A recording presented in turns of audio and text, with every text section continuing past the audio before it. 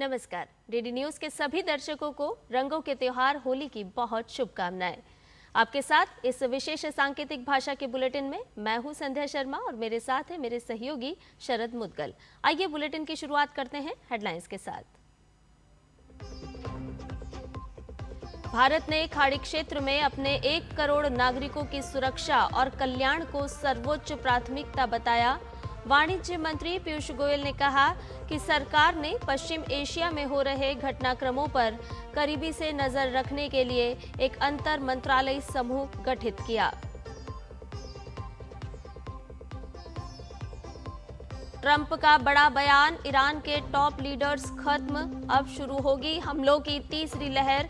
Iran के Natanz परमाणु केंद्र को हुए नुकसान की संयुक्त राष्ट्र के परमाणु निगरानी निकाय ने की पुष्टि।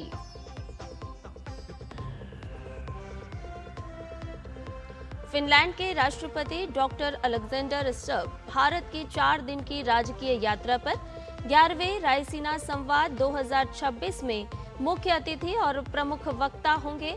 राष्ट्रपति द्रौपदी मुर्मू और प्रधानमंत्री नरेंद्र मोदी से करेंगे मुलाकात।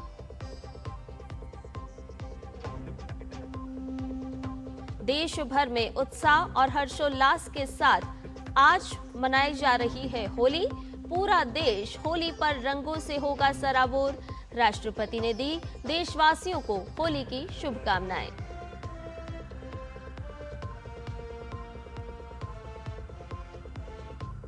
और आईसीसी टी20 विश्व कप में आज दक्षिण अफ्रीका और न्यूजीलैंड के बीच होगा पहला सेमीफाइनल। प्रतियोगिता में अब तक अजय दक्षिण अफ्रीका का इरादा लगातार दूसरे फाइनल में पहुंचने का। और अब सभी खबरें विस्तार के साथ जान लेते हैं। ईरान पर अमेरिका और इजरायल के संयुक्त हमले के बाद पश्चिम एशिया में बढ़ते तनाव को लेकर भारतीय निर्यातकों ने चिंता जताई है। इसी को ध्यान में रखते हुए भारत सरकार ने बड़ा कदम उठाया है। वाणिज्य एवं उद्योग मंत्री पीयूष गोयल ने कहा कि सरकार ने पश्चिम एशिया के घटनाक्रमों की दैनिक आधार पर निगरानी करने के लिए एक अंतर मंत्रालयी समूह का गठन किया है। यह समूह पोत परिवहन, लॉजिस्टिक्स, निर्यात और महत्वपूर्ण आयात में संभावित जोखिमों का आकलन करेगा। निर्यातकों को ये डर है कि इस युद्ध से समुद्री मार्ग बाधित हो सकते हैं। केंद्रीय मंत्री ने कहा कि हम उन सुझावों पर काम करेंगे और वाणिज्य मंत्रालय में उनके बहुमूल्य सुझावों पर विचार करेंगे ताकि पश्चिम एशिया संकट का भारत पर कम से कम प्रभाव पड़े। उन्होंने बताया कि ये बैठक सभी संबंधित मंत्रालयों, प्रमुख लॉजिस्टिक और व्यापार सुविधा भागीदारों के साथ उभरती भू राजनीतिक स्थिति की समीक्षा के लिए की गई थी। इस संदर्भ में आपूर्ति श्रृंखला को मजबूत करने के लिए अंतर मंत्रालयी समूह बनाया गया है। इसमें वित्तीय सेवा विभाग, विदेश मंत्रालय, पत्तन पोत परिवहन और जलमार्ग मंत्रालय, पेट्रोलियम और प्राकृतिक गैस मंत्रालय और केंद्रीय अप्रत्यक्ष कर एवं सीमा शुल्क बोर्ड के सदस्य शामिल हैं। सरकार ने निर्यातकों और आयातकों के लिए 24/7 हेल्प डेस्क भी स्थापित किए हैं। ईरान, इजरायल और अमेरिका के बीच संघर्ष लगातार जारी है। बारूद प्रहार के बीच ईरान ने एक बार फिर मिसाइल हमले किए हैं। हालांकि इन मिसाइलों को इजरायल की तरफ से इंटरसेप्ट कर दिया गया है। ईरान ने इजरायल के वेस्ट बैंक और तेल अवीव शहरों को निशाना बनाकर हमले किए, लेकिन इन मिसाइल हमलों को इजरायल की तरफ से नाकाम कर दिया गया। 28 फरवरी से जारी ये संघर्ष अब 5वें दिन में प्रवेश कर गया है और हर बदलते दिन के साथ ये संघर्ष और विकराल होता जा रहा है।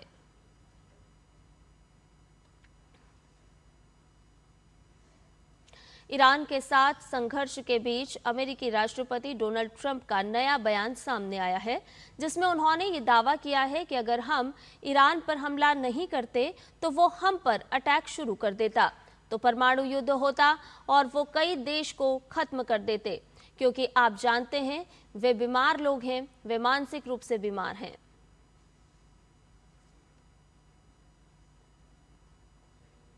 IAEA के महानिदेशक राफेल मारियानो ग्रोसी ने ईरान के शांतिपूर्ण परमाणु कार्यक्रम पर सवाल खड़े किए हैं।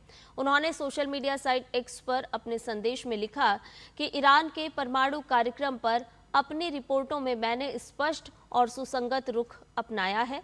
हालांकि ईरान द्वारा परमाणु बम बनाने का कोई सबूत नहीं मिला है, लेकिन उसके पास मौजूद लगभग हथियार योग्य समृद्ध यूरेनियम का विशाल भंडार और निरीक्षकों को पूरी पहुंच देने से इनकार करना गंभीर चिंता का विषय है। इन्हीं कारणों से मेरी पिछली रिपोर्ट्स से संकेत मिलता है कि जब तक ईरान लंबित सुरक्षा उपायों से जुड़े मुद्दों को सुलझाने में IAEA की सहायता नहीं करता, तब तक एजेंसी यह आश्वासन देने की स्थिति में नहीं होगी कि ईरान का परमाणु कार्यक्रम पूरी तरह से शांतिपूर्ण है। इजरायली रक्षा बल IDF ने हिजबुल्लाह आतंकवादी संगठन के लगभग 60 ठिकानों पर हमले किए। दक्षिणी लेबनान के टायर और सिडोन क्षेत्रों में हिजबुल्लाह और हमास आतंकवादी संगठनों से संबंधित हथियार भंडारण केंद्र, मिसाइल लॉन्चर, कमान केंद्र और कई आतंकवादी संरचनाएं शामिल थी। इन संरचनाओं का इस्तेमाल आतंकवादी संगठन IDF सैनिकों और इजरायली नागरिकों के खिलाफ विभिन्न आतंकी हमलों को अंजाम देने के लिए करते थे। हमलों से पहले नागरिकों को होने वाले नुकसान के जोखिम को कम करने के लिए उपाय किए गए थे, जिनमें अग्रिम चेतावनी, सटीक गोला बारूद का उपयोग और हवाई निगरानी शामिल थी। ईरान के समर्थन में जानबूझकर इजराइल पर हमला करने के हिजबुल्लाह के फैसले के बाद IDF दृढ़ता से कार्रवाई कर रहा है। इजराइल के नागरिकों को किसी भी तरह का नुकसान नहीं होने देना ही IDF की प्राथमिकता है। फिनलैंड के राष्ट्रपति डॉक्टर अलेक्जेंडर स्टर्ब 4 दिन के भारत दौरे पर दिल्ली पहुंच गए हैं। वो 7 मार्च तक भारत दौरे पर रहेंगे। राष्ट्रपति स्टर्ब नई दिल्ली में आयोजित होने वाले 11वें रायसीना संवाद 2026 में मुख्य अतिथि और प्रमुख वक्ता होंगे। 4 दिन की यात्रा के दौरान फिनलैंड के राष्ट्रपति और प्रधानमंत्री नरेंद्र मोदी कई क्षेत्रों में द्विपक्षीय सहयोग को मजबूत करने पर चर्चा करेंगे। उनका राष्ट्रपति द्रौपदी मुर्मू, उपराष्ट्रपति CP राधाकृष्णन और विदेश मंत्री डॉक्टर S जयशंकर से भी मुलाकात करने का कार्यक्रम है। राष्ट्रपति अलेक्जेंडर के साथ फिनलैंड के मंत्री, वरिष्ठ अधिकारियों और व्यापारिक नेताओं सहित एक उच्च स्तरीय प्रतिनिधिमंडल भी आया है। राष्ट्रपति स्टर्ब के वर्तमान पदभार संभालने के बाद भारत की ये उनकी पहली यात्रा है। भारत और फिनलैंड के बीच सौहार्दपूर्ण, मैत्रीपूर्ण और बहुआयामी संबंध हैं, जो साझा लोकतांत्रिक मूल्यों पर आधारित है। राष्ट्रपति स्टर्ब भी कि ये यात्रा विभिन्न क्षेत्रों में द्विपक्षीय सहयोग को और मजबूत करने और परस्पर संबंधों को बढ़ाने की दोनों देशों की साझा प्रतिबद्धता को दर्शाती है।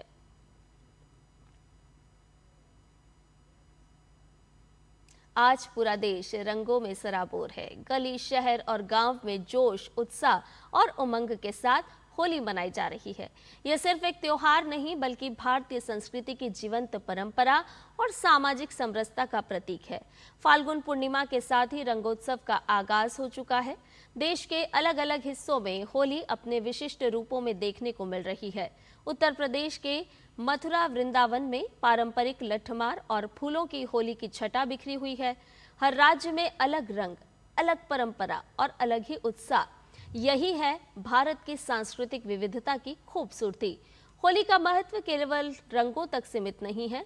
ये त्योहार समाज में भाईचारे, प्रेम और एकता का संदेश देता है। सभी वर्ग और धर्म के लोग मिलकर होली खेलते हैं और सामाजिक सौहार्द की मिसाल पेश करते हैं। बच्चे हों या बुजुर्ग, हर उम्र के लोग इस पर्व के रंग में रंगे नजर आ रहे हैं। रंगों का ये त्योहार न केवल खुशियों का संदेश लेकर आता है, बल्कि सामाजिक एकता और सांस्कृतिक विरासत को भी सशक्त करता है। होली के इस पावन अवसर पर सभी देशवासियों को हमारी ओर से भी होली की हार्दिक शुभकामनाएं। राष्ट्रपति द्रौपदी मुर्मू ने होली की पूर्व संध्या पर देशवासियों को शुभकामनाएं दी हैं।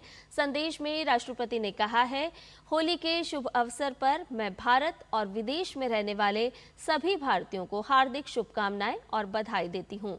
होली आनंद और उत्सव का त्योहार है, जो सामाजिक सद्भाव का संदेश देता है। ये त्योहार समाज में प्रेम और आशा फैलाता है और सामाजिक एकता की भावना को मजबूत करता है। होली विविधता में एकता का प्रतीक भी है। होली के रंग सबके जीवन में खुशियां लाएं और हम सभी मिलकर एक विकसित राष्ट्र के निर्माण में योगदान दें। टी20 विश्व कप 2026 का पहला सेमीफाइनल मैच दक्षिण अफ्रीका और न्यूजीलैंड के बीच आज कोलकाता के ईडन गार्डन्स में खेला जाएगा। प्रतियोगिता में दक्षिण अफ्रीका की टीम अब तक कोई मैच नहीं हारी है। ऐसे में एडन मार्करम की कप्तानी में टीम अपना अजेय सिलसिला बरकरार रखते हुए लगातार दूसरे फाइनल में पहुंचने की कोशिश करेगी। दूसरी तरफ कीवी टीम विपक्षी टीम को रोकने का प्रयास करेगी। भारत के लक्ष्य सेन ने ऑल इंग्लैंड बैडमिंटन चैंपियनशिप के पुरुष एकल के पहले दौर में चीन के शी युकी को 3 गेम तक चले रोमांचक मुकाबले में हरा दिया है। लक्ष्य ने इस मुकाबले में 23-21, 19-21, 21-17 से जीत हासिल की। उन्होंने दुनिया के पूर्व नंबर 1 खिलाड़ी युकी को व्यक्तिगत मुकाबले में पहली बार हराया। लक्ष्य ने 2023 में एशियाई खेलों की टीम चैंपियनशिप में चीन के इस खिलाड़ी को हराया था।